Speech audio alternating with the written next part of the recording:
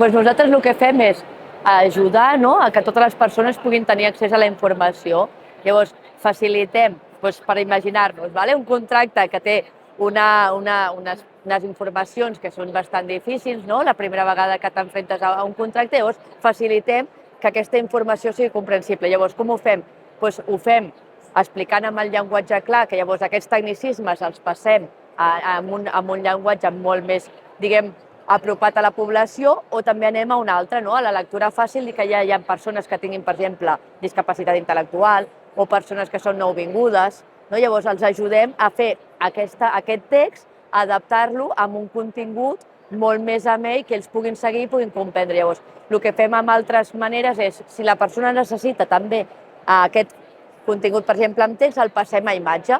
Llavors, tot això el que fem és treballar des de, per exemple, del text a la imatge, o al revés, tenim una imatge que no és comprensible o a la persona li costa entendre-la, fem que aquesta imatge la puguem passar a text. I aquest text també pugui estar a àudio, per si té dificultats per la lectura, per exemple. I tot això ho fem a través d'una IA, que el que hem fet és entrenar-la amb un dataset propi, amb grups de col·lectius, per exemple, discapacitat intel·lectual, que són experts en lectura fàcil, o altres persones que són utilitzadores de sistemes de comunicació alternatius com els pictogrames, a entrenar aquesta IA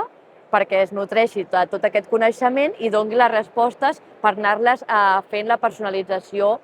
l'accés a la informació i a el que seria el coneixement, perquè també ho fem des de l'educatiu, adaptar tot el curricular, l'adaptació curricular, per arribar a cada alumne i pugui cada alumne tenir el material preparat amb les seves necessitats. Doncs mira, jo he treballat sempre en l'àmbit social i educatiu, llavors hi havia un moment que estava portant a terme una investigació que era justament això, veure si les plataformes e-learnings i el contingut pedagògic era, en termes d'accessibilitat, la web i el que seria la plataforma e-learning estava adaptada, i vam veure que els estàndards sí que ho estaven, però tot el que era la part de l'adaptació curricular no. Teníem uns continguts que no eren personalitzats. Llavors vam començar a dir, ajudem el professorat i els equips de recursos d'aprenentatge a adaptar tots aquests continguts per a la diversificat d'alumnes que tenim. I a partir d'aquí, d'aquest tema més pedagògic i d'adaptar el contingut pedagògic, vam anar